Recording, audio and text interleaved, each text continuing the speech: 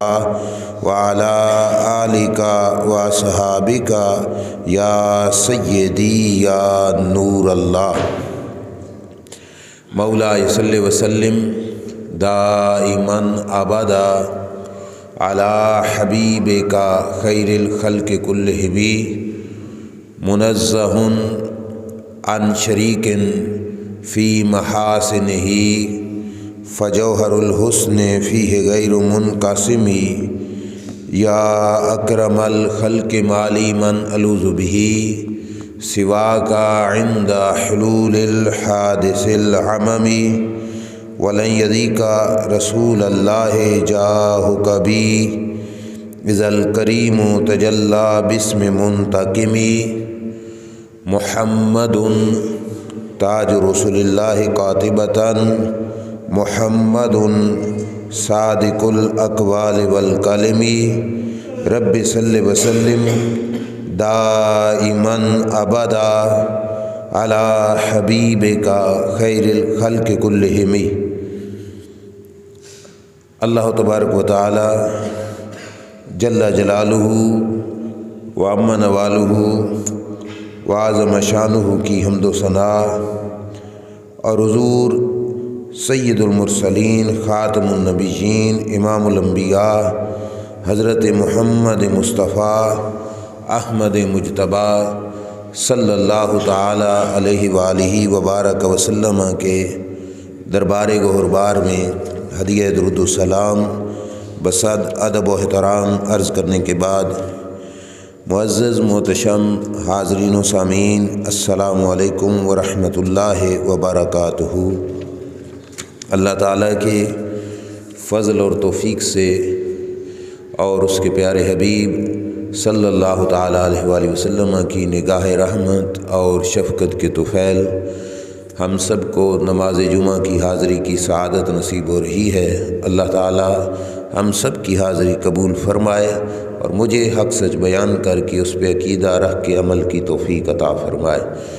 پچھلے دنوں شام اور ترکی کی سرزمین پر ہولناک زلزلہ آیا جس کے نتیجے میں کئی لوگ اس دنیا سے رخصت ہو گئے، جانی نقصان ہوا اور بہت زیادہ مالی نقصان بھی ہوا۔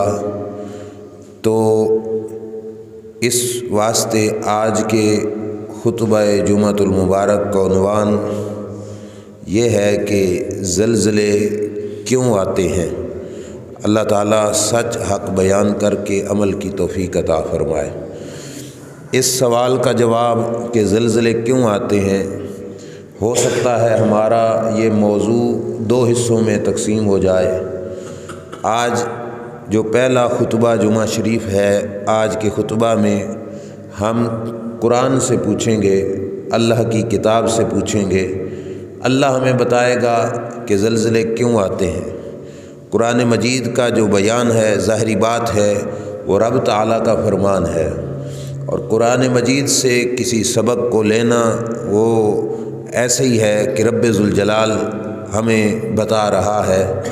تو رسول کریم صلی اللہ علیہ وسلم پر جو وحی کے ذریعے کلام شریف اتارا گیا، اس کے اندر رب ذوالجلال نے زلزلے کا ذکر کئی مقامات پر فرمایا۔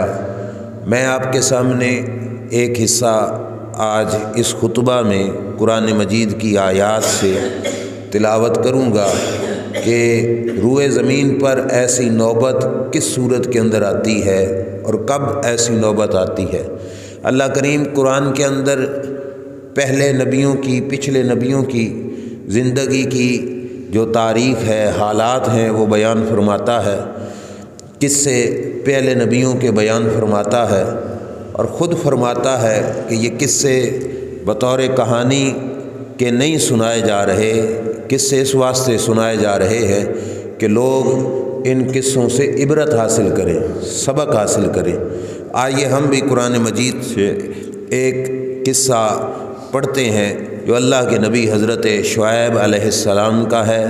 اللہ کریم ان کا تذکرہ کچھ ان الفاظ کے اندر فرماتا ہے کہ وَإِلَىٰ مَدْيَنَ أَخَاهُمْ شُعَيْبًا، کہ ہم نے بھیجا مدین کی بستی میں اس بستی والوں میں سے ہی اپنے نبی حضرت شعیب علیہ السلام کو، مدین ایک علاقے کا نام تھا، حضرت ابراہیم علیہ السلام کی اولاد میں ایک بچے کا نام مدین تھا اور ان کے نام پر ہی اس شہر کا نام بھی مدین پڑ گیا۔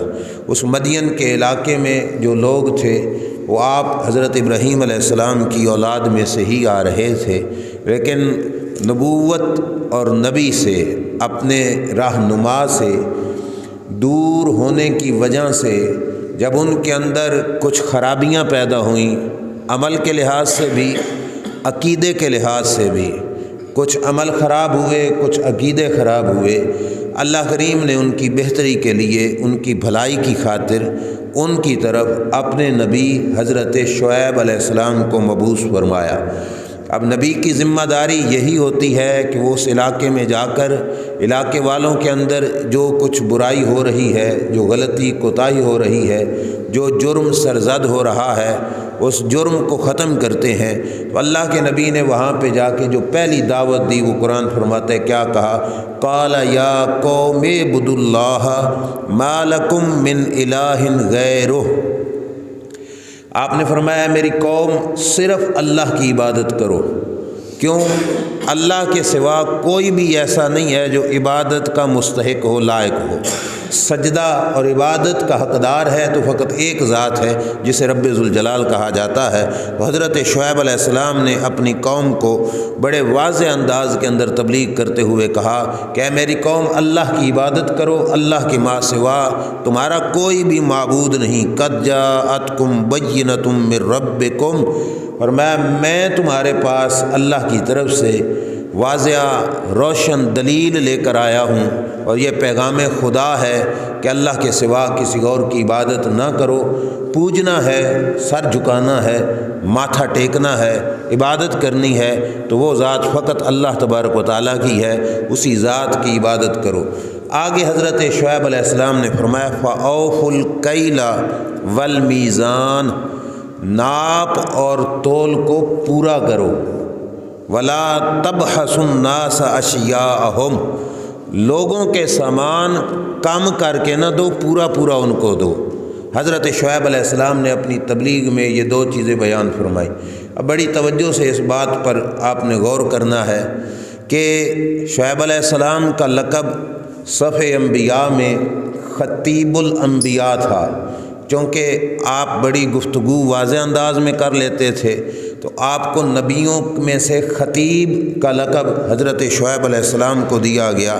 تو شعیب علیہ السلام بڑے واضح انداز میں فرما رہے تھے کہ دو جرم ان کی قوم میں تھے، دونوں جرم واضح انداز میں ان کو روک دیا۔ فرمایا اللہ کے ماں سوا کسی کی عبادت نہیں کرنی، شرک والی بیماری جو تھی اس کا توڑ کیا۔ دوسرا جرم ان کا یہ تھا کہ ناپ اور تول میں کمی کرتے تھے، جو لین دین ہوتا تھا اس کے اندر دوسرے بھائی کو نقصان دینا یہ ان کی عادت میں سے تھا۔ حضرت شعیب علیہ السلام نے فرمایا کہ یہ کام تم ہرگز نہ کرو، اس کام سے باز آ جاؤ۔ کیوں کہ تمہارے ہاتھ سے تمہارے دوسرے بھائی کا اگر ہوا نقصان تو اللہ تبارک و تعالیٰ اس نقصان کو برداشت نہیں فرماتا۔ وَلَا تَبْخَسُوا النَّاسَ أَشْيَاءَهُمْ، لوگوں کی چیزیں ان کو پوری پوری کر کے دو، لوگوں کے مال میں کمی نہیں کرنی، لوگوں کے مال کے اندر کسی قسم کی کوتاہی نہیں کرنی، جتنا کسی کا حق بنتا ہے اتنا مال اس کو دے دیا جائے۔ یہ جرم جو ان کے تھے حضرت شعیب علیہ السلام نے ان کو روکا۔ یہاں سے یہ بات سمجھ لیجئے، خطیب کا حق ہوتا ہے، جو لوگوں کی رہنمائی کرنے والا ہو ان کا حق ہوتا ہے کہ لوگوں کے اندر جو خرابی ہو اس کی اصلاح کرے، لوگوں کے اندر اگر عقیدے کی خرابی ہے اس کی اصلاح کرے، اگر عمل کی غلطی ہے تو اس کی اصلاح کرے۔ یہی ڈیوٹی نبی نبھا رہے ہیں۔ انہوں نے یہ نہیں دیکھا کہ میری اس گفتگو پر واہ واہ زیادہ ہوگی، لوگ مجھے بڑے اچھے انداز میں قبول کریں گے، لوگ مجھے داد دیں گے، نہیں، بلکہ انہوں نے یہ دیکھا لوگوں کے اندر بیماری کیا ہے، اس کا علاج کیا، اور فوراً یہی کہا کہ لوگوں ناپ تول کے اندر کمی نہ کرنا اور لوگوں کا مال ان کو پورا پورا دینا، کسی کے ساتھ زیادتی نہیں کرنی۔ وَلَا تُفْسِدُوا فِي الْأَرْضِ بَعْدَ إِصْلَاحِهَا، اور فرمایا زمین میں فساد نہ کرو، زمین میں فساد نہ کرو۔ فساد صرف یہ نہیں ہوتا کہ گن لے کر گلی کوچے میں کسی پر فائرنگ کر دی جائے تو یہی فساد ہے، کسی کا گریبان پکڑ کر اس کو 2 تھپڑ لگائے جائیں یہ فساد ہے۔ یہ بھی فساد ہے کہ ناپ تول میں کمی کر دی جائے، یہ بھی فساد ہے کہ کسی کا جتنا حق بنتا ہے اس کا حق اسے نہ دیا جائے، یہ بھی فساد ہے۔ اللہ کے نبی شعیب علیہ السلام نے اپنی قوم سے کہا زمین کے حالات خراب نہ کرو، زمین میں فساد کا باعث نہ بنو، ذالکم خیر لکم ان کنتم مومنین، فرمایا یہی بات تمہارے لیے بہتر ہے اگر تم ماننے والے ہو تو، اگر تم اس بات کو قبول کرو تو یہی بات بہتر ہے۔ اب 2 نصیحتیں آ گئیں، ایک ناپ تول میں کمی نہ کرو، دوسرا شرک نہ کرو، اور فرمایا یہی تمہارے لیے بہتر ہے اگر تم اس بات کو قبول کر لو، اس کو سمجھ لو اور اس کو اپنے ذہن میں بٹھاؤ تو یہ تمہارے لیے بہتر ہے۔ اب یہاں پہ ضمناً میں ایک چیز آپ کے سامنے بیان کرتا ہوں۔ حضرت مالک بن دینار رضی اللہ تعالیٰ عنہ فرماتے ہیں کہ میرا پڑوسی بیمار تھا اور یہ اپنے پڑوسی کو پوچھنے کے لیے، عیادت کے لیے گئے۔ وہ چارپائی پہ پڑا، موت کا انتظار کر رہا تھا، تو اس کی زبان پر یہی لفظ بار بار آتے، آگ کے 2 پہاڑ، آگ کے 2 پہاڑ۔ حضرت مالک بن دینار نے پاس بیٹھ کر پوچھا یہ آگ کے 2 پہاڑ کیا ہیں، تم کیا بولے جا رہے ہو؟ اس نے کہا حضور میں تاجر تھا، کاروباری آدمی تھا، اور میں نے 2 پیمانے رکھے ہوئے تھے، 2 پیمانے، لینے کا پیمانہ اور تھا، دینے کا پیمانہ اور تھا۔ جو دینے والا ہوتا وہ کم ہوتا، جو لینے والا ہوتا وہ زیادہ ہوتا۔ تو میں جب کسی کے ساتھ سودا کرتا، لین دین کرتا تو گھٹ پیمانے سے دیتا، جب لینے لگتا تو بڑے پیمانے کو استعمال کرتا، زیادہ لے لیتا۔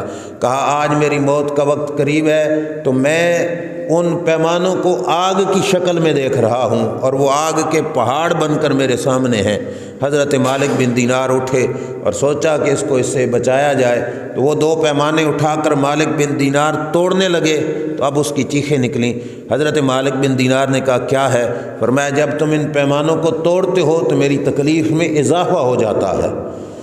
اب دیکھ لو کہ موت بھی اوکھی ہو گئی اس بندے کے لیے جس نے لوگوں کا حق مارا، لوگوں کی حق تلفی کی۔ یہ چیزیں سبب بنتی ہیں اللہ کے عذاب کا۔ انبیاء اکرام علیہ السلام اپنی قوموں کو ان چیزوں سے روکتے ہیں، بچاتے ہیں کہ لوگوں ان چیزوں سے باز آ جاؤ۔ اور ایک اور خرابی جو حضرت شعیب علیہ السلام نے اپنی قوم کے اندر دیکھی، قوم نے کیا کیا؟ شعیب علیہ السلام ان کو دعوت حق دینے لگے، ان کی بھلائی کرنے لگے، ان کی خیر خواہی کرنے لگے، تو شعیب علیہ السلام کے آستانے کی راہوں میں بیٹھ گئے۔ راہوں میں بیٹھ کے کرتے کیا ہیں؟ جو بندہ حضرت شعیب علیہ السلام کی طرف جانے لگتا اس کو کہتے بھائی ادھر نہ جاؤ، ادھر نہ جاؤ، وہ بندہ تمہارا نقصان کرے گا۔ شعیب علیہ السلام کی طرف جانے سے لوگوں کو منع کرتے، اور اگر کوئی شخص زبردستی کہتا کہ نہیں میں نے تو شعیب علیہ السلام کے پاس جانا ہے تو اسے ڈنڈوں سے مارنے لگ جاتے، اسے تکلیفیں دیتے۔ اللہ کے نبی شعیب علیہ السلام نے اللہ کے حکم سے یہ بھی فرمایا کہ وَلَا تَقْعُدُوا بِكُلِّ صِرَاطٍ تُوعِدُونَ، فرمایا راستوں کے اندر بیٹھ کر لوگوں کو ڈراؤ نہیں کہ شعیب علیہ السلام کی طرف نہ جاؤ۔ وَتَصُدُّونَ عَن سَبِيلِ اللَّهِ مَنْ آمَنَ بِهِ وَتَبْغُونَهَا عِوَجًا، اللہ کی راہ سے کسی کو نہ روکو، اللہ کے دین کی راہ سیدھی ہے اور تم الٹی راہ پر لوگوں کو چلانا چاہتے ہو، ایسا نہ کرو۔ وَاذْكُرُوا إِذْ أَنْتُمْ إِذْ كُنْتُمْ قَلِيلًا فَقَصَّرَكُمْ، فرمایا یاد کرو جب تمہاری تعداد تھوڑی تھی، اللہ نے تمہیں کثیر کر دیا، تمہاری تعداد بڑھا دی۔ یہ بھی شعیب علیہ السلام نے ان کو کہا، اور فرمایا وَانظُرُوا كَيْفَ كَانَ عَاقِبَةُ الْمُفْسِدِينَ، اپنے سے پہلے لوگوں کا انجام دیکھو جنہوں نے زمین میں فساد کیا، ان کی سزا کیا ہوئی، اس سزا کو دیکھ کر تم عبرت حاصل کرو۔ حضرت شعیب علیہ السلام ان کو یہ تلقین کر رہے ہیں، یہ نصیحت کر رہے ہیں کہ میری راہوں میں بیٹھ کر میری طرف آنے والے لوگوں کو مت روکو، مت پیچھے ہٹاؤ کہ وہ میری بات سنیں۔ اب دیکھ لو دین کی راہوں میں بیٹھ کر اللہ کے نبی کے فرامین سے لوگوں کو روکنا، یہ وتیرہ تھا اس قوم کا۔ اللہ کے نبی ان کو سمجھا رہے تھے کہ ایسا نہ کرو، تمہیں پہلی قوموں کا حال دیکھ لو جنہوں نے ایسا کیا، ان کو سزائیں ملی۔ آگے حضرت شعیب علیہ السلام نے کہا وَإِن كَانَ طَائِفَةٌ مِّنكُمْ آمَنُوا بِالَّذِي أُرْسِلْتُ بِهِ وَطَائِفَةٌ لَّمْ يُؤْمِنُوا فَاصْبِرُوا حَتَّىٰ يَحْكُمَ اللَّهُ بَيْنَنَا وَهُوَ خَيْرُ الْحَاكِمِينَ۔ فرمایا میری تقریر سن کر اگر تمہارے بن گئے دو گروہ، ایک گروہ نے میری بات کا اقرار کیا، اعتراف کیا، قبول کیا، مان لیا، اور دوسرا گروہ میری بات کا منکر بن گیا، تو اللہ کے نبی حضرت شعیب علیہ السلام فرماتے ہیں فَاصْبِرُوا، پھر انتظار کرو، صبر کرو، حَتَّىٰ يَحْكُمَ اللَّهُ بَيْنَنَا، پھر اللہ تعالی ہمارے درمیان میں فیصلہ فرما دے گا کہ سچا کون ہے، جھوٹا کون ہے، کھرا کون ہے، کھوٹا کون ہے، اللہ فیصلہ فرمائے گا۔ اللہ بہترین فیصلہ فرمانے والا ہے۔ اب یہاں پہ ایک منٹ کے لیے رک جاؤ کہ یہ تھی گفتگو حضرت شعیب علیہ السلام کی، یعنی انہوں نے سمجھا دیا، اپنی قوم کی تربیت کر دی۔ کون کون سے جرم ذہن میں رکھنا؟ پہلا تھا ناپ تول میں کمی نہیں کرنی، دوسرا کیا تھا کہ شرک نہیں کرنا، ساتھ یہ بھی کہا کہ لوگوں کے راستوں میں بیٹھ کر دین کی طرف، اللہ کے نبی کی طرف آنے سے ان کو روکنا نہیں، ڈرانا نہیں، ان کو تکلیف نہیں دینی، اور فرمایا ایسا کرو گے تو پھر رب تمہارا میرا فیصلہ کرے گا۔ یہ تھی تقریر شعیب علیہ السلام کی۔ اب قوم کی جوابی کارروائی کیا تھی؟ قوم نے کیا کہا؟ قال الملأ الذین استکبروا من قومہ لنخرجنک یا شعیب۔ اب قوم نے آؤٹ پٹ کیا دیا، جواب کیا دیا؟ شعیب علیہ السلام کو کہنے لگے او شعیب، ہم تمہیں اپنی بستی سے بھی باہر نکال دیں گے، تم ایسی باتیں کرتے ہو، ہمیں ان چیزوں سے کیوں روک رہے ہو؟ ہم تمہیں بستی سے نکال دیں گے، اپنے علاقے سے باہر بھگا دیں گے، یہ بستی ہماری ہے، ہم علاقے کے چودھری ہیں، ہم تمہیں یہاں سے بھگا دیں گے۔ حضرت شعیب علیہ السلام کو کہا والذین آمنوا معک من قریتنا، اور جو لوگ تیرے ساتھ مل گئے، تیری باتیں ماننے والے ہیں، ہم ان کو بھی تیرے ساتھ اس بستی سے بھگا دیں گے۔ او لتعودن فی ملتنا قال اولو کنا کارہین، انہوں نے کہا یا تو ہم تمہیں بستی سے نکال دیں گے یا واپس جس راہ پر ہم چل رہے ہیں اسی راہ پر تو بھی چل۔ یہ برے لوگوں کا طریقہ ہوتا ہے کہ وہ چاہتے ہیں کہ جس برائی میں میں مبتلا ہوں سارے ہی اس برائی میں مبتلا ہو جائیں، دوسروں کو بھی اس دھندے پر لگانے کی کوشش کی جاتی ہے۔ اللہ کے نبی شعیب علیہ السلام سے انہوں نے کہا یا تو بھی ہمارے ساتھ چل یا پھر چل نکل، بستی سے ہی نکل، ہم تمہیں اپنی بستی سے نکال دیں گے۔ شعیب علیہ السلام کو یہ کہا، شعیب علیہ السلام نے بڑا آسان سا جواب دیا، فرمایا اولو کنا کارہین، ہم تمہاری راہ پہ نہ چلنا چاہیں خوشی سے تو تم ہمارے ساتھ زبردستی کرو گے کہ ہم تمہارے ساتھ چلیں؟ فرمایا نہیں، ہم تمہارے ساتھ نہیں چل سکتے۔ فرمایا قد افترینا علی اللہ کذبا ان عدنا فی ملتکم بعد اذ نجانا اللہ منا۔ آپ نے فرمایا کہ اگر ہم پلٹ کر تمہارے ساتھ چل پڑیں اور رب کے حکم کو چھوڑ دیں تو پھر ہم اپنے رب کے باغی بنیں گے، اپنے رب کی نافرمانی ہو جائے گی، اپنے رب پر جھوٹ کا الزام لگانے والے ہم بنیں گے۔ فرمایا اللہ نے تو ہمیں اس بات سے پہلے بچا لیا ہے کہ ہمیں تمہاری سنگت نہیں دی، اللہ نے ہمیں اپنا پیغام دے کر تم سے دور ہٹایا ہے۔ فرمایا وما یکون لنا ان نعود فیہا الا ان یشاء اللہ ربنا، فرمایا ہم کبھی بھی پلٹ کر تمہاری طرف نہیں آئیں گے، تمہاری راہوں کی طرف۔ واسع ربنا کل شیء علما، یہ جملہ کیوں کہا کہ ظاہری طور پر ہم تبلیغ کرتے رہیں، اندر خانے تمہارے ساتھ ملے رہیں، ایسے بھی نہیں کر سکتے۔ کیوں؟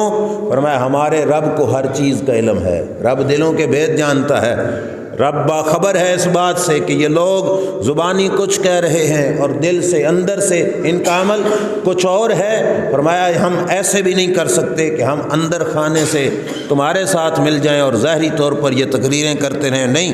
اللہ توکلنا، تم ہمیں بستی سے نکالو یا بستی میں رہنے دو، ہمارا سہارا ہمارا رب ہے، ہمارا بھروسہ کس پر ہے؟ ہمارے رب پر ہے۔ ربنا افتح بیننا وبین قومنا بالحق وانت خیر الفاتحین۔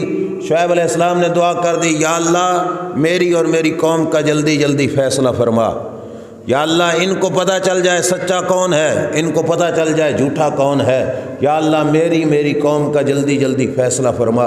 شعیب علیہ السلام نے دعا کر دی، وقال الملأ الذین کفروا من قومہ، جس وقت شعیب علیہ السلام کو ان کی راہ سے ہٹانے کی کوشش کی ان کی قوم نے، شعیب علیہ السلام ڈٹ گئے اور انہوں نے واضح بتا دیا کہ ہم پلٹ کر تمہارے طریقے پہ نہیں چلیں گے۔ تو اس وقت اس قوم نے سوچا کہ اب لوگ تو ایمان لا کر شعیب علیہ السلام کے ساتھ مل جائیں گے، تو انہوں نے اپنی قوم کو سمجھانے کے لیے، جو برے لوگ تھے انہوں نے اپنی پارٹی کو سمجھاتے ہوئے کہا تھا لَئِنِ اتَّبَعْتُمْ شُعَيْبًا إِنَّكُمْ إِذًا لَخَاسِرُونَ، اگر تم نے کی شعیب کی پیروی تو تم گھاٹے میں رہ جاؤ گے۔ اب یہ جملہ اب بھی تمہیں سننے میں ملتا ہے، اور مولویاں دے پیچھے چلے گئے تو نقصان ہو جائے گا، سود چھوڑ دیا تو ہمارا نقصان ہو جائے گا، معیشت تباہ ہو جائے گی، اگر لوگوں کو جتنا مال آیا اتنا ہی تول کے دیا جائے تو ہم گھاٹے میں رہ جائیں گے۔ حضرت شعیب علیہ السلام کہتے تھے جتنا لیتے اتنا ہی دو، جتنی قیمت لی اتنا ہی تول کے دو، کم نہ کرو، لوگوں کا حصہ نہ کھاؤ۔ تو انہوں نے کہا اگر شعیب کے پیچھے چلیں تو پھر گھاٹے میں ہم رہ جائیں گے، ہمارا تو نقصان ہو جائے گا، ہمارے پلے بچے گا کیا؟ لیکن اللہ تبارک و تعالیٰ جل شانہ اپنے فیصلے خود فرماتا ہے۔ جس وقت قوم یہاں تک جو ہے بے حیائی کر گئی کہ حضرت شعیب علیہ السلام کی سنگت کو بھی، شعیب علیہ السلام کے حکم کو ماننے میں بھی، وہ حکم رب کا تھا، انہوں نے کہا اس میں گھاٹا ہے ہمارا اور ہم گھاٹا نہیں برداشت کر سکتے۔ پھر رب نے کہا چلو میں پھر ان کو دنیا کے ماتھے پہ دکھا دوں کہ گھاٹے میں کون ہے اور فائدے میں کون ہے، خسارے میں کون ہے اور فائدہ مند کون ہے۔ اب یہ ہے اللہ کا قرآن، پوری توجہ سے سننا، یہاں تک یہ ساری بات آپ کے ذہن میں بیٹھ گئی۔ جس وقت قوم نے یہ رویہ اپنایا حضرت شعیب علیہ السلام کے ساتھ، اللہ فرماتا ہے فَأَخَذَتْهُمُ الرَّجْفَةُ فَأَصْبَحُوا فِي دَارِهِمْ جَاثِمِينَ، پھر بڑا تیز زلزلہ آیا اس قوم پر۔ اس تیز زلزلے کے بعد ان کے گھر، ان کے مکانات، ان کی دکانیں جہاں پہ کاروبار کرتے تھے، وہ بلڈنگیں ساری گر گئیں۔ فَأَصْبَحُوا فِي دَارِهِمْ جَاثِمِينَ، اپنے گھروں میں منہ کے بال الٹے گرے ہوئے مر گئے، برباد ہو گئے، ان کی بستی تباہ ہو گئی۔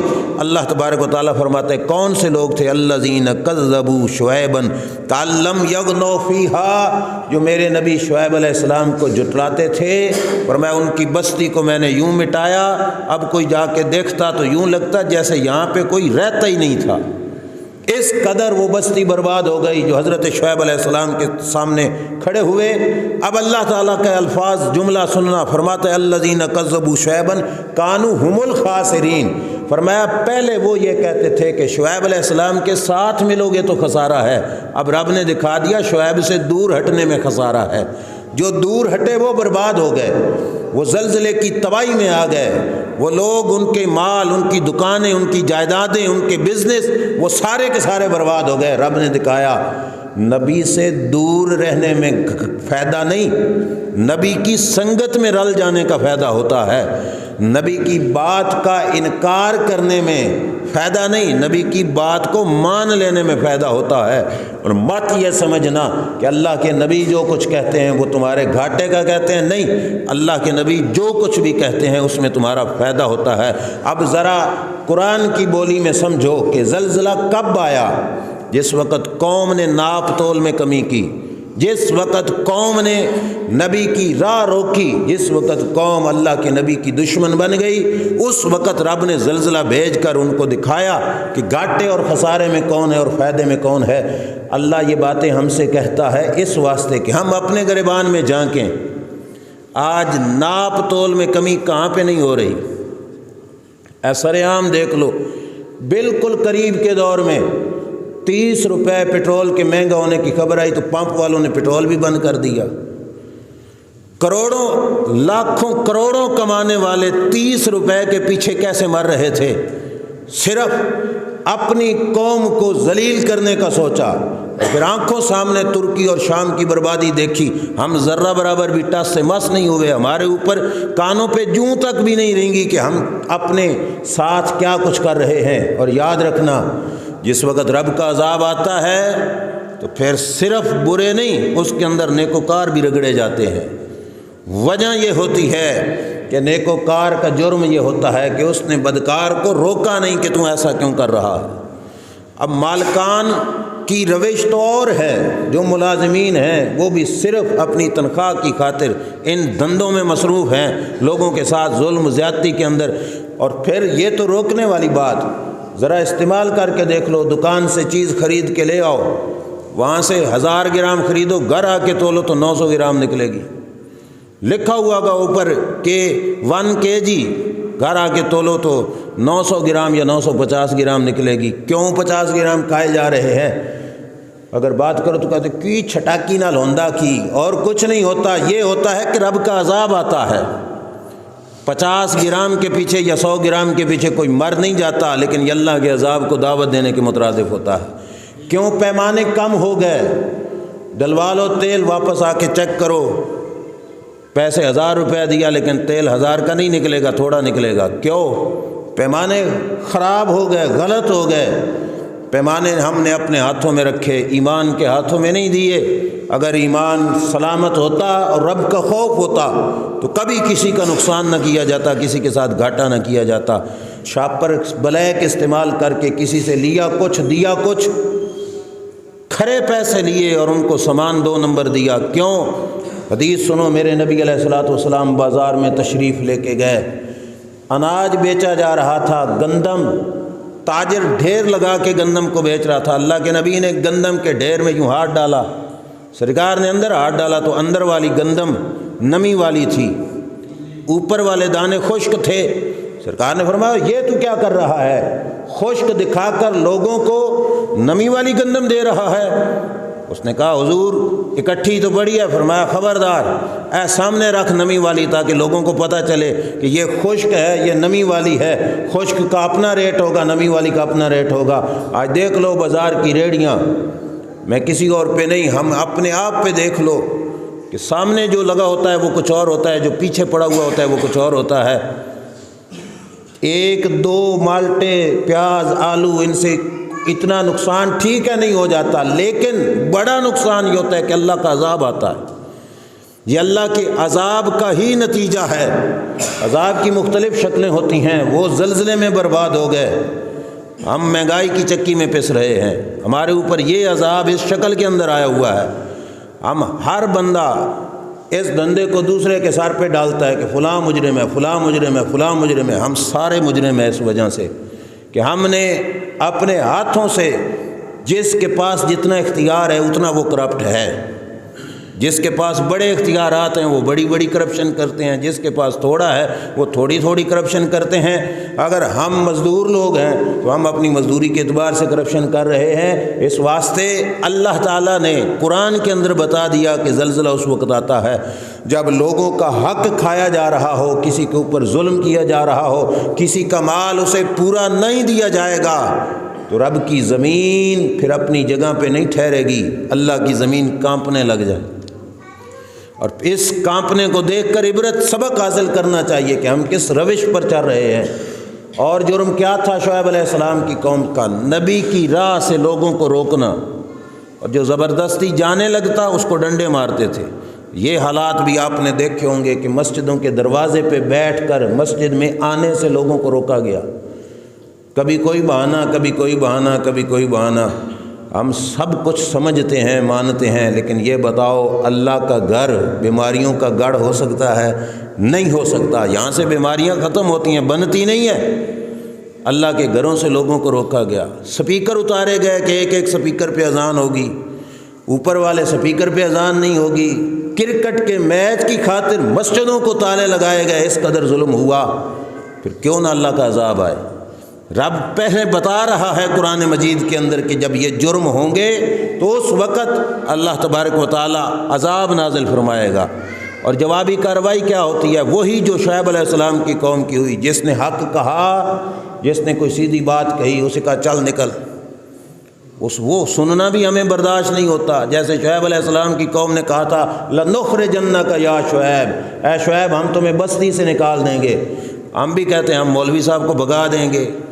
اور ٹھیک ہے، جو کچھ اختیار تمہارا ہے وہ اپنی جگہ پر رب کے عذاب کو دعوت نہ دو۔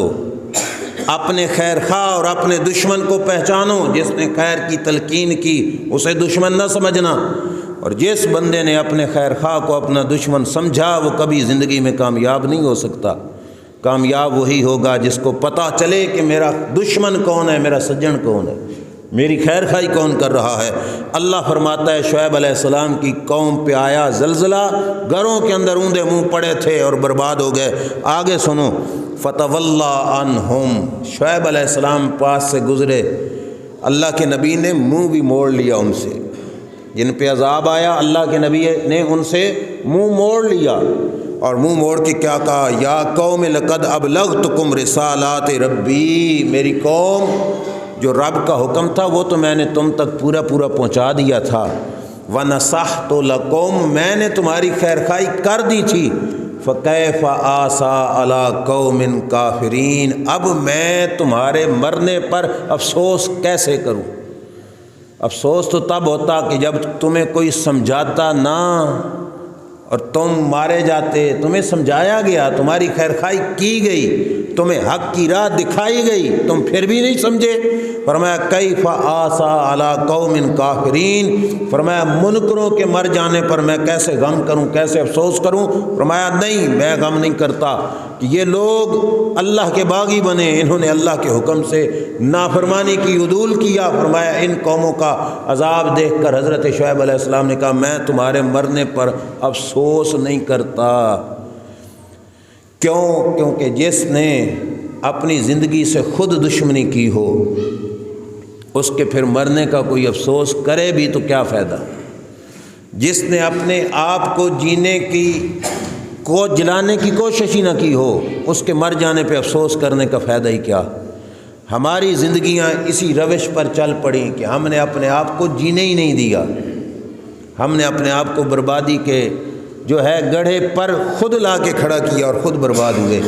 آگے سنیے، یہ تو بات تھی حضرت شعیب علیہ السلام کی۔ اب اللہ تعالیٰ ایک قانون بیان فرماتا ہے، قرآن ہے، وَمَا أَرْسَلْنَا فِي قَرْيَةٍ مِّن نَّبِيٍّ إِلَّا أَخَذْنَا أَهْلَهَا بِالْبَأْسَاءِ وَالضَّرَّاءِ لَعَلَّهُمْ يَضَّرَّعُونَ، فرمایا ہم نے جس بستی میں اپنے نبی کو بھیجا اس بستی کے لوگوں کو ہم نے سختی اور تکلیف میں مبتلا کیا۔ کیوں؟ لعلہم یضرعون، تاکہ اللہ کے حضور جھک جائیں، اللہ کے حضور جھک جائیں۔ اب سنو دوبارہ، نبی آیا اپنی بستی میں، اللہ نے بستی والوں کے لیے ہدایت کا انتظام فرمایا۔ وہ رب ہے اور ماں سے زیادہ وہ اپنے بندوں سے پیار کرتا ہے۔ وہ نہیں چاہتا کہ میں کسی کو عذاب دوں جب تک بندہ خود عذاب کی روش پہ نہیں چل پڑتا۔ اللہ نے اپنے بندوں کو بچانے کے لیے نبیوں کو بھیجا، جاؤ تم انہیں سمجھاؤ، انہیں حق کی تلقین کرو، ساتھ انتظامات بھی کیے ان کی بہتری کے، کیا کہ ان کو سختی اور تکلیف میں مبتلا کیا۔ بندے کی عادت ہوتی ہے کہ بندہ دکھ دیکھ کر نرم ہو جاتا ہے، تکلیفیں دیکھ کر اس کا دل پسیج جاتا ہے، اللہ کی طرف مائل ہو جاتا ہے، کچھ نہ کچھ اس کے دل کے اندر خوف خدا پیدا ہو جاتا ہے۔ اللہ فرماتا ہے ہم نے نبی بھیجے، ساتھ اس بستی والوں کو، ان کی علاقے والوں کو ہم نے دکھ اور تکلیف میں مبتلا کیا، لعلہم یضرعون، تاکہ تکلیفیں دیکھ کر پلٹ آئیں اللہ کی طرف، توبہ طائب ہو جائیں۔ تکلیفوں سے لوگوں کے مزاج مختلف ہوتے ہیں، کچھ دکھ میں رب کو یاد کر لیتے ہیں، اللہ نے دکھ دیا تاکہ رب کی طرف پلٹیں، لیکن رب کیا فرماتا ہے کہ قومیں ایسی تھیں کہ جنہوں نے مصیبت میں بھی رب کو یاد کرنا گوارا نہ کیا، دکھ اور تکلیف میں بھی رب کی طرف متوجہ ہونا گوارا نہ کیا۔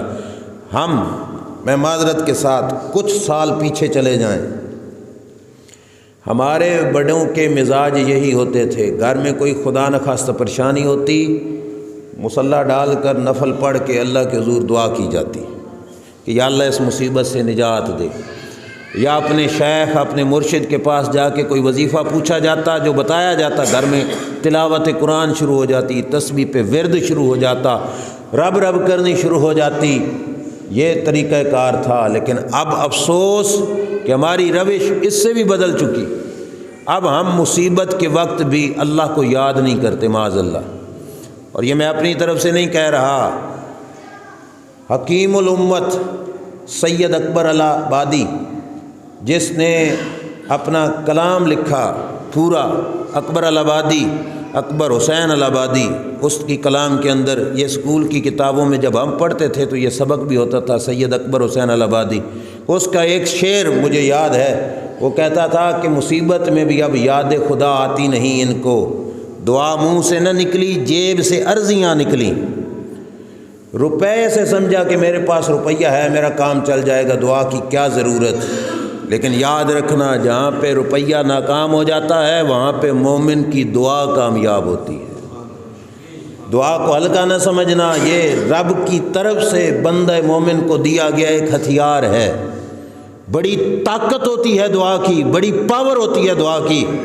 میں اکثر اوقات یہ عرض کرتا ہوں، کبھی آزما کے دیکھ لو، اکیلے بیٹھ کر اپنے دکھڑے لوگوں کو سناتے ہو، ذرا اکیلے بیٹھ کے کسی دن اپنا دکھڑا رب کو بھی تو سناؤ، اس سے مانگو تو صحیح، پھر دیکھو رب دیتا کیا ہے۔ ہمارا المیہ یہ ہے کہ ہم نے یہ نہیں سوچا کہ ہم دعا سے بھی کچھ کر لیں، نہیں، ہم نے سوچا کہ بس پیسے ہیں، بیماری ہے تو اس کا علاج ہو جائے گا، کوئی اور کام پھنس گیا تو روپیے سے حل ہو جائے گا، نہیں، ہرگز نہیں۔ جس مقام پر روپیے کی مدد کی انتہا ہو جاتی ہے وہاں پہ اللہ کی بارگاہ میں کی ہوئی دعا کی ابتدا ہوتی ہے۔ یہاں پہ میں ایک بات سنانا ضروری سمجھتا ہوں، ایک رسالہ نکلتا تھا حیا ڈائجسٹ، اس کے اندر ایک مضمون لکھا جاتا تھا آپ بیتی، ہر دفعہ جو انسان کے اپنے اوپر بیتتی ہے نا وہ اس کے اندر مضمون لکھتا لوگوں کی نصیحت کی خاطر۔ وہاں پہ ایک ایڈوکیٹ کا بیان میں نے پڑھا، اس نے اپنی آپ بیتی بیان کی، بڑے غور سے سننا۔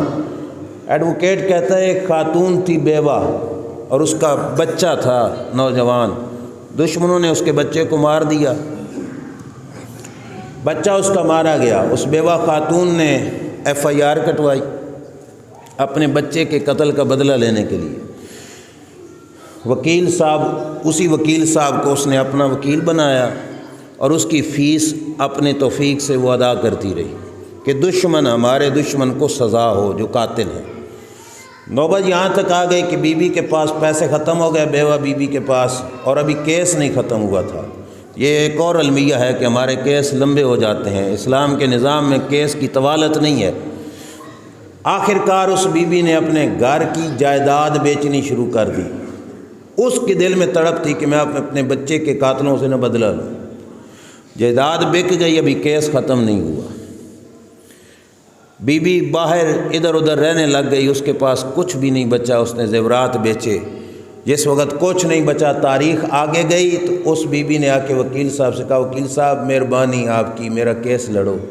وکیل صاحب نے کہا میری فیس، وہ وکیل صاحب اپنی آپ بیتی خود لکھ رہے ہیں کہ میں نے کہا میری فیس، تو اس بی بی نے کہا فی الحال تو فیس تو نہیں، میرا سب کچھ ختم ہو گیا، میں تیرے لیے دعا کروں گی، مہربانی تیری کہ تو میرا کیس لڑ۔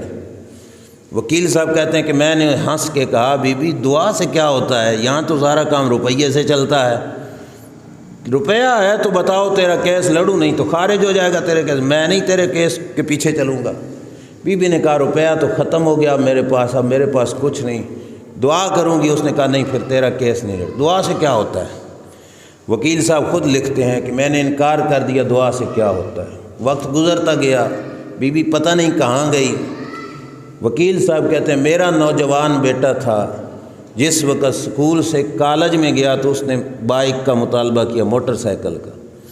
وکیل صاحب کہتے ہیں میں نے موٹر سائیکل خرید کے دیا، بچے نے روڈ پر سپیڈنگ کی یا ون ویلنگ کی، جس صورت میں بھی بچہ گرا، اسے سر کی چوٹ لگ گئی، وکیل صاحب کا جوان بچہ۔ وکیل صاحب کے پاس پیسہ ٹھیک ٹھاک تھا، پاکستان سے نہیں بیرون ملک لے کے گئے، ڈاکٹروں نے کہا کہ دماغ کی چوٹ لگ گئی جس کی وجہ سے خطرہ ہے مینٹل ہو جانے کا، پاگل ہو جانے کا، لہٰذا ہم اس کا آپریشن کریں گے، اتنا خرچہ آئے گا۔ وکیل صاحب کہتے ہیں میرے پاس نقدی کے ایک بریف کیس بھرے ہوئے تھے، میں وہ ساتھ لے کے گیا تھا، میں نے کہا کوئی بات نہیں، کروڑوں لگ جائے بچے میرے کا علاج کیا جائے، بچہ پاگل نہ ہو۔ انہوں نے کہا ٹھیک ہے ہم آپریشن کرتے ہیں، آپریٹ کے بعد پھر دیکھتے ہیں کہ اس کی صورتحال کیا بنتی ہے۔ وکیل صاحب کہتے ہیں کہ روپیہ ڈھیر سارا میرے پاس، میں نے کہا کوئی بات نہیں، علاج تو کرائیں۔ کہتے ہیں آپریٹ کے بعد ڈاکٹر باہر نکلے، انہوں نے کہا کہ وکیل صاحب تمہارے بچے کی دماغ کو ہم ٹھیک نہیں کر سکے۔ سوری کہا اور کہا اب یہ ہے کہ تم اس کے لیے دعا کرو، ہم کچھ نہیں کر سکتے، اب اس کے لیے کیا کرو؟ دعا کرو۔ وکیل کہتے ہیں میں نے روپے ان کے سامنے ڈھیر کر دیے، میں نے کہا یہ سارا روپیہ لے لو، انہوں نے کہا نہیں، ہمارا بس ختم ہو چکا ہے، ہماری اختیار طاقت ختم ہو چکی ہے، اب اس کے حق میں دعا کرو۔ وکیل صاحب کہتے ہیں جب ان کے منہ سے نکلا نا کہ ہماری طاقت ختم ہو چکی ہے، اب اس کے لیے بس دعا کرو، تو میری کانوں میں وہ بی بی کی آواز گونجنے لگ گئی، جس نے کہا روپیہ نہیں میں تیرے حق میں دعا کروں گی۔ تو پھر مجھے پتہ چلا کہ جہاں پہ روپیہ جواب دے جاتا ہے وہاں پہ دعا اثر انداز ہو جاتی ہے۔ یہ بھی ہماری غلطی ہے کہ ہم نے عمارتیں بلڈنگیں پکی کر لیں کہ زلزلہ آیا تو بچ جائیں گے، دعا تو پھر بھی نہیں کی، استغفار اور توبہ پھر بھی نہیں کی کہ ہم رب کے حضور جھک تو جائیں یار، کہ رب ہمیں بتا رہا ہے کس جرم کی وجہ سے زلزلے آتے ہیں، کس جرم کی وجہ سے مصیبتیں آتی ہیں۔ اللہ نبیوں کو بھیج کر پہلے سختی اور مصیبت میں قوموں کو مبتلا کرتا تاکہ سختی اور مصیبت کی وجہ سے یہ لوگ پلٹ کر اللہ کے حضور آ جائیں۔ اگر اب فرماتا ہے اگر سختی سے نہیں پلٹے تو پھر میں کیا کرتا ہوں؟ ثم بدلنا مکان السیئۃ الحسنہ، ہم نے ان کے برے حالات اچھے کر دیے، حالات بہتر ہونے شروع ہو گئے۔ فرمایا جس وقت حالات بہتر حتی عفو، پھر مزید بڑھ گئے، چوڑے ہو گئے۔ اب ان سے کہا کہ دیکھو رب نے تم پہ مہربانی کی، تمہارے حالات سنور گئے، اب کچھ خیر خائی کر لو، بہتری کر لو۔ تو کیا کہنے لگے؟ جواب سننا، یہ بھی ہمارا جواب ہوتا ہے، قالوا قد مس آباءنا الضراء والسراء، وہ کہتے ہیں کوئی نہیں، یہ مصیبتیں یہ تکلیفیں پہلے ہمارے باپ دادا پہ بھی آتی رہیں، یہ کوئی رب کا عذاب ہے، یہ کوئی رب کا پیغام ہے؟ نہیں، کیا سمجھے کہ یہ تو پہلے بھی ہوتی رہیں، یہ اللہ کا عذاب نہیں ہے۔ آج یہ روش ہمارے دماغ میں بھی بیٹھ گئی، ہم نے سوچا زلزلہ کیوں آیا؟ او زمین کے نیچے بس لاوا پھٹ گیا، زلزلہ آ گیا۔ سورج گرہن کیوں ہوا؟ درمیان کے اندر زمین آ گئی، جی سورج گرہن ہو گیا۔ چاند آ گیا، اس وجہ سے زمین آ گئی تو چاند گرہن ہو گیا، سورج آ گیا تو جو ہے چاند گرہن ہوا۔ یہ اسباب بیان کر کے ہم اپنے آپ کو تسلیاں دیتے رہتے ہیں۔ سیلاب کیوں آیا؟ جو بس مونسون کی ہوائیں زیادہ آ گئی تھیں اور بارش زیادہ برسی جس کی وجہ سے سیلاب آ گیا، طغیانی آ گئی، فلاں ڈیم کھول دیا گیا، طغیانی آئی، سیلاب آ گیا۔ ہم ان اسباب کی طرف متوجہ رہے۔ رب فرماتا ہے نہیں، ادھر نہ دیکھو، یہ عذاب اور یہ سزائیں میری طرف سے تمہارے لیے پیغام ہوتا ہے کہ لوگوں سنور جاؤ، سنور جاؤ، سنور جاؤ، مت ان کو ان باتوں پہ لگا کر اپنے آپ کو ان طرف نہ لگائے رکھنا کہ کوئی نہیں، کچھ نہیں ہوتا، پہلے بھی تو یہ ایسے ہوتا رہا، زلزلے آتے رہے، یہ کچھ ہوتا رہا۔ نہیں، اللہ بتا رہا ہے کہ جن لوگوں کی سوچ یہ بن جاتی ہے کہ کوئی نہیں، ہمارے باپ دادا بھی ان حالات سے گزرے، ہم بھی گزر جائیں گے۔ اب لفظ سننا، یہ میری تقریر آج روایت میں نے ایک بھی نہیں پڑھی، ساری آیتیں پڑھ رہا ہوں، اللہ کا قرآن ہے، برحق کلام ہے۔ اللہ فرماتا ہے فَأَخَذْنَاهُمْ بَغْتَةً وَهُمْ لَا يَشْعُرُونَ، فرمایا جس وقت نہ دکھوں میں سدھرے نہ سکھوں میں سدھرے، نہ پریشانیاں دیکھ کے سیدھے ہوئے تھے نہ آسانیاں دیکھ کے سیدھے ہوئے، تو اب میں کیا کرتا ہوں؟ فرمایا فَأَخَذْنَاهُمْ بَغْتَةً وَهُمْ لَا يَشْعُرُونَ، فرمایا پھر میں ان کو اچانک اپنی گرفت میں لے لیتا ہوں، وَهُمْ لَا يَشْعُرُونَ، اور ان کو خبر تک نہیں ہوتی کہ اللہ کا عذاب ان پہ آ پڑتا ہے۔ میں آپ سے پوچھتا ہوں، اب تو میسج چل رہے ہیں کہ پاکستان میں زلزلے کی پیشین گوئی، اب آئے گا، یہ آئے گا، جہاں پہ آیا ان کو بچا لینا تھا، پہلے بتا دیتے کہ آئے گا۔ غالباً 2005 میں ہمارے ہاں بھی آیا تھا، اللہ بچائے، جو پہلا آیا اس کی خبر نہیں ہوئی، بعد میں بتایا جا رہا تھا کہ اگلا جھٹکا اس وقت آئے گا، پھر آئے گا، اس وقت آئے گا، پھر آئے گا، پہلے کا کیوں نہیں پتہ چلا؟ اللہ نے فرمایا ہے فَأَخَذْنَاهُمْ بَغْتَةً وَهُمْ لَا يَشْعُرُونَ، جب میں پکڑتا ہوں تو اچانک پکڑتا ہوں، پتہ ہی نہیں لگنے دیتا۔ ٹیکنالوجی جواب دے جاتی ہے اللہ کی تدبیروں کے سامنے، اگر پتہ چلتا بھی ہے تو کوئی باب فرید جیسا فقیر ہو تو اسے پتہ چلتا ہے، ہر کسی کو نہیں پتہ چلتا۔ وہ بتاتے ہیں کہ لوگوں اللہ کا عذاب آنے لگا ہے، بچ جاؤ، یہ ٹیکنالوجی نہیں بتا سکتی، رب بتا رہا ہے کہ جب میں پکڑتا ہوں تو اچانک پکڑتا ہوں اور پھر پتہ ہی نہیں چلتا۔ یا اللہ کریں تو کیا کریں؟ اب اللہ نے خود قرآن میں بتایا، فرمایا وَلَوْ أَنَّ أَهْلَ الْقُرَىٰ آمَنُوا وَاتَّقَوْا لَفَتَحْنَا عَلَيْهِمْ بَرَكَاتٍ مِّنَ السَّمَاءِ وَالْأَرْضِ۔ فرمایا اگر بستیوں والے ایمان لاتے اور متقی بن جاتے، لمبا چوڑا نصاب ہی نہیں، بڑا آسان سا ہے، کوئی بڑی سندیں لینے کی ضرورت نہیں، بڑا سوکھا نصاب ہے، بس توجہ سے سننا۔ بچنے کا ڈھنگ بھی رب نے سکھا دیا، بچنا چاہتے ہو تو کیا ہے، وَلَوْ أَنَّ أَهْلَ الْقُرَىٰ آمَنُوا، پہلی بات ایمان پکا کر لو اس کی ذات پر۔ فقط لا الہ الا اللہ کہنے سے کام نہیں، زبان سے کہہ بھی دیا لا الہ تو کیا حاصل، دل و نگاہ مسلمان ہی تو کچھ بھی نہیں۔ علامہ اقبال نے کہا تھا چمن گویم مسلمانم بلرزم کہ دانم مشکلات لا الہ را۔ فرماتے ہیں کہ جب میں اپنے آپ کو مسلمان کہتا ہوں تو جسم کانپنے لگ جاتا ہے، مجھے پتہ ہے کہ لا الہ الا اللہ ماننا کتنا اوکھا ہے۔ اس واسطے ایمان پکا، پہلا نسخہ ہے کہ ایمان پکا، واتقوا، اور دوسرا نسخہ ہے رب سے ڈر جانا۔ اے دو چیزیں جس کو نصیب ہو گئیں، اللہ فرماتے ہیں صرف زلزلے سے نہیں بچو گے، صرف عذاب سے نہیں بچو گے، بلکہ کیا ہوگا، لَفَتَحْنَا عَلَيْهِمْ بَرَكَاتٍ مِّنَ السَّمَاءِ وَالْأَرْضِ۔ فرمایا میں آسمانوں کے دروازے کھول دوں گا، اللہ کے آسمان سے برکتیں زمین پہ برسنی شروع ہو جائیں گی۔ اور فرمایا زمین کے دروازے کھول دوں گا، زمین سے برکتیں نکلنی شروع ہو جائیں گی۔ آسمان برکتیں نیچے ڈالے گا، زمین اپنی برکتیں باہر ڈالے گی۔ اب بتاؤ فائدہ ہے کہ گھاٹا؟ کوئی لمبا چوڑا نصاب نہیں بھائی، بڑا سوکھا ہے، ایمان پکا اور دوسرے نمبر پر تقوی، بس دو چیزیں گارنٹی سے رب کہہ رہا ہے، یہ دو چیزیں تم اپنا لو، آسمان سے رحمت برسنی شروع ہو جائے گی۔ رحمت صرف بارش کی شکل میں نہیں، برکتیں اترتی ہیں آسمان سے، زمین سے برکتیں نکلیں گی، زمین برکتیں تمہیں دے گی۔ اور یہ یاد رکھنا، ایک ہوتی ہے کثرت اور ایک ہوتی ہے برکت۔ کثرت فائدہ مند نہیں ہوتی، برکت فائدہ مند ہوتی ہے۔ چند سال پیچھے چلے جاؤ، ہمارے باپ دادا کتنے کماتے تھے اور خوشحال زندگی گزارتے تھے، ہم ان کے بنسبت 10 گنا زیادہ بھی کما لیں، زندگی میں وہ خوشحالی نہیں جو ہمارے دادا جان، ہمارے پردادا جان کے پاس ہوتی تھی۔ کیوں؟ تعداد میں تھوڑے تھے، برکت تھی۔ اللہ فرماتا ہے برکت لینی ہے تو دو چیزیں ہیں، ایمان لے آؤ اور اللہ سے ڈر جاؤ، بس دو چیزیں۔ اللہ سے ڈرنے کا مفہوم صرف یہ نہیں کہ بس میں جی رب تو ڈردا، یہ نہیں۔ اے بند کمرے میں کسی کے ساتھ زیادتی کرنے لگو، کوئی بھی نہ دیکھ رہا ہو اور کوئی بھی تمہیں روکنے والا بھی نہ ہو، دل میں یہ خیال آ جائے کہ رب دیکھ رہا ہے اور اس جرم سے باز آ گیا، یہ ہے اصل تقوی۔ یہ اللہ کسی کسی کو نصیب کرتا ہے۔ کسی کا حق طلب کرنے لگے تھے، ہاتھ پڑ رہا تھا، پتہ تھا کہ کوئی دیکھ بھی نہیں رہا، اور کسی نے دیکھ بھی لیا تو میرا کیا بگاڑ لے گا، میں بڑا ہوں، اس مقام پر بھی اللہ کی خاطر رک جانا، یہ ہے تقوی۔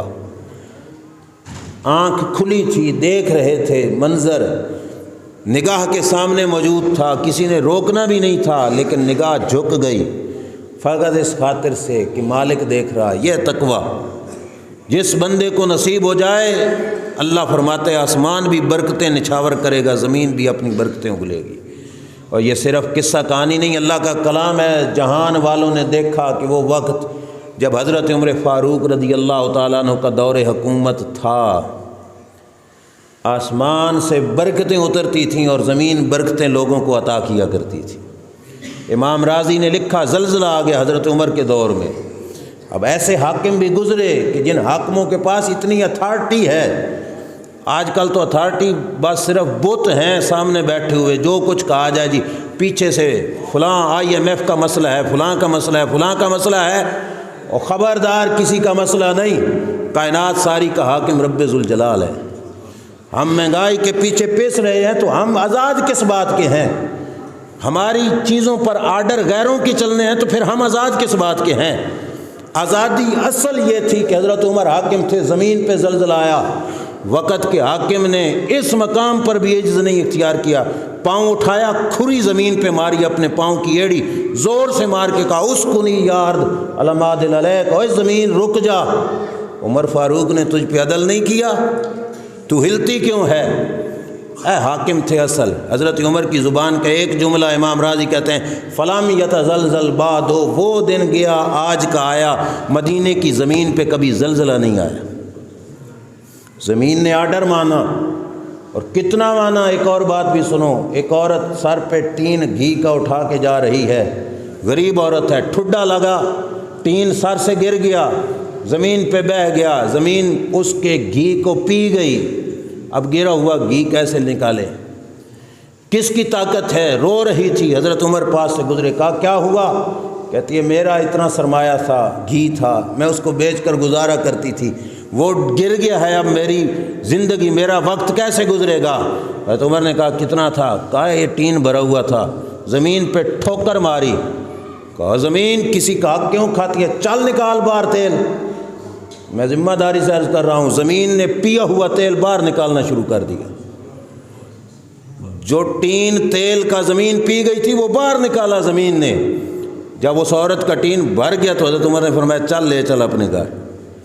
یہ ہے وہ طاقت جو اللہ فرماتا ہے وَلَوْ أَنَّ أَهْلَ الْقُرَىٰ آمَنُوا وَاتَّقَوْا لَفَتَحْنَا عَلَيْهِمْ بَرَكَاتٍ مِّنَ السَّمَاءِ، فرمایا ہم آسمان و زمین سے برکتیں اتار دیتے ہیں، لیکن ہے کیا؟ وَلَٰكِنْ كَذَّبُوا، لیکن لوگ تو جھٹلاتے ہیں، مانتے کوئی نہیں۔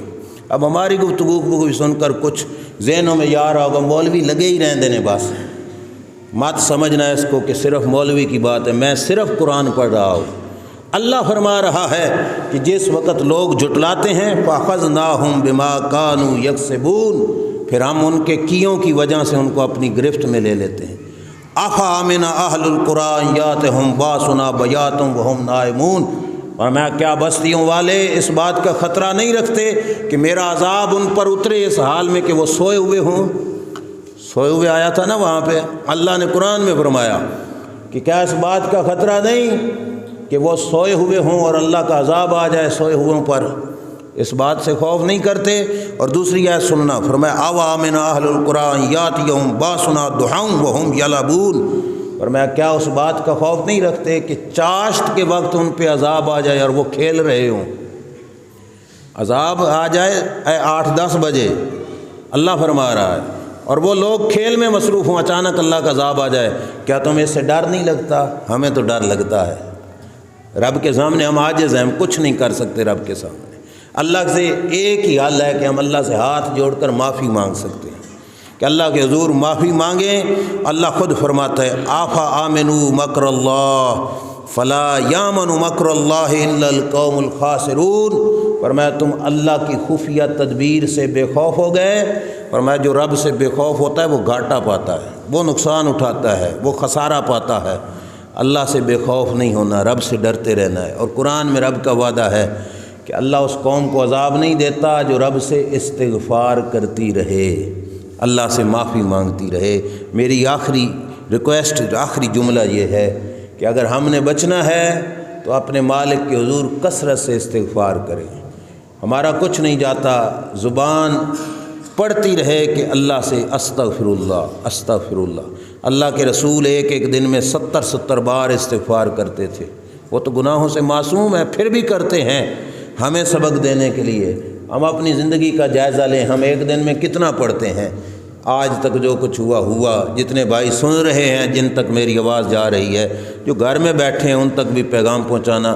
آج سے اپنی روش بنا لو، طریقہ بنا لو، کوئی اور کام ہو نہ ہو، دن کے اندر گھٹ سے گھٹ کم سے کم 70 بار استغفار ضرور کرنا ہے۔ اللہ سے بارگاہ میں استغفار کرتے رہیں گے۔ اور استغفار بھائیو وہ دولت ہے، کسی کو مال کی کمی وہ بھی استغفار سے ملے گی، اللہ کے عذاب سے محفوظ رہنا وہ بھی استغفار سے ملے گا۔ جس کی اولاد نہیں، استغفار سے اللہ اولاد بھی عطا فرمائے گا۔